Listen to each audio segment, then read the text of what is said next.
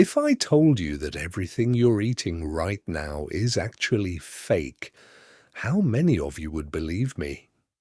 I'm sorry to say this, friends, but what we call modern baking has wiped out thousands of years of culinary tradition, replacing it with frozen, sugar-loaded, packaged goods. Once upon a time, bakeries were like laboratories and bakers were magicians. The recipes you're about to hear are so complex, so expensive, and so bizarre that the industrial world simply couldn't figure out how to produce them. Get ready, because today we're not just exploring food, we're discovering what has been stolen from our palates throughout history. At the top of our list is a show that pushes the boundaries of modern logic. In medieval and Renaissance banquets, pastries weren't just about getting your carbs. They were watched like a movie. Do you know the song Sing a Song of Sixpence? That pie with 24 blackbirds inside was real. Bakers would bake massive, rigid crusts, known as coffins, open the bottom, and place live birds or even frogs inside. When the pie was brought to the table and cut open, the live animals would fly out, leaving the guests in total shock. Of course, they wouldn't hurt the animals. The goal was simply to turn that day's meal into an illusion show. What restaurant could offer you such an experience today? Modern food safety rules buried this art in history, but back then it was the pinnacle of craftsmanship. Honestly, I'm not sure if I'd enjoy eating a show like this, but I definitely want to try it at least once.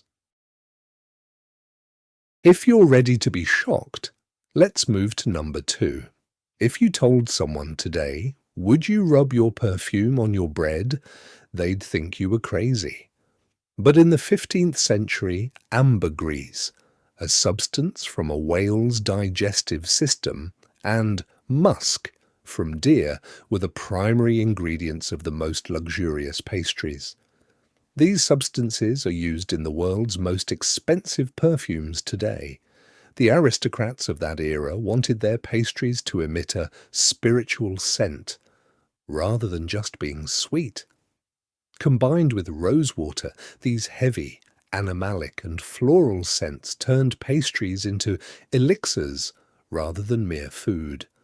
While industrial bakeries can't even get close to these aromas due to cost, the bakers of that era absolutely loved putting on a show. We've all heard the phrase, as American as apple pie. But the truth is, this recipe was already written in England in 1381, long before America was even on the map. But don't think I'm talking about the sugar-overloaded dessert you'd serve with ice cream today. Back then, apple pie didn't even contain sugar. The sweetness came from figs and raisins, and the elegance came from saffron. What did the modern world do? It pumped in cheap sugar and killed that complex flavor balance. As someone who loves apple pie, I have to say trying a raisin-flavored version is probably one of my biggest dreams. Imagine you're at a banquet and a dish called a coffin is placed in front of you. This vessel was actually a rigid armor made of flour and water, sometimes not even meant to be eaten, just to protect the precious meat and cheese inside. What was in it?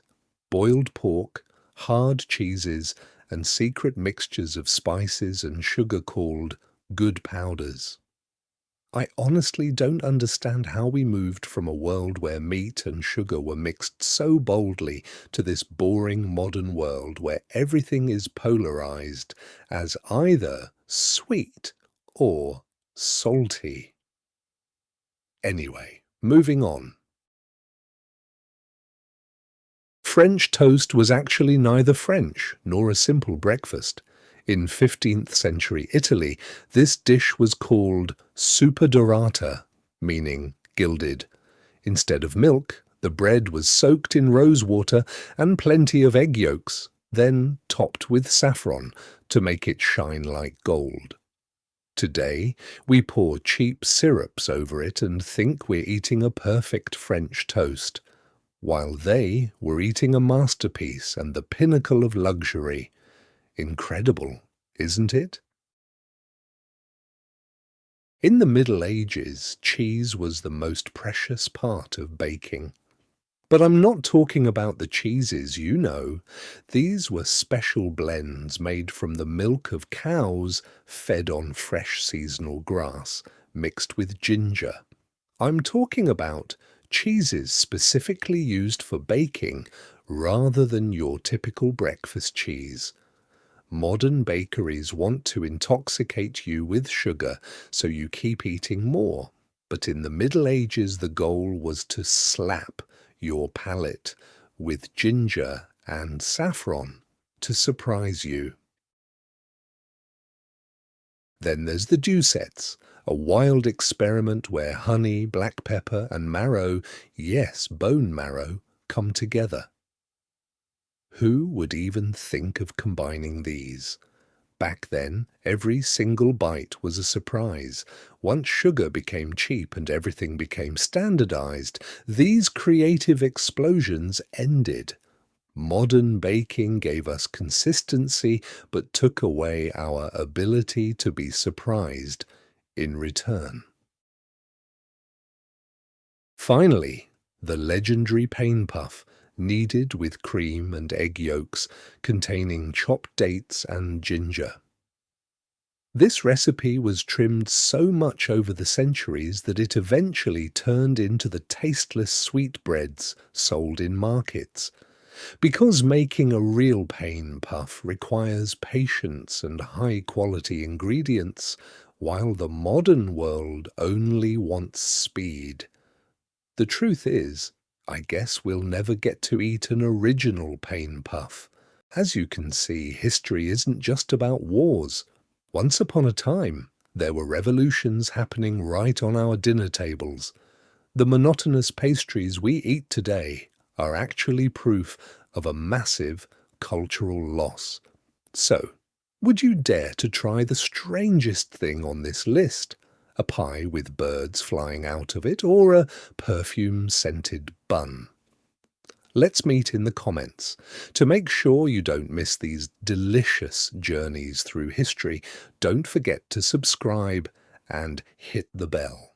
See you in the next video in another mystery of history.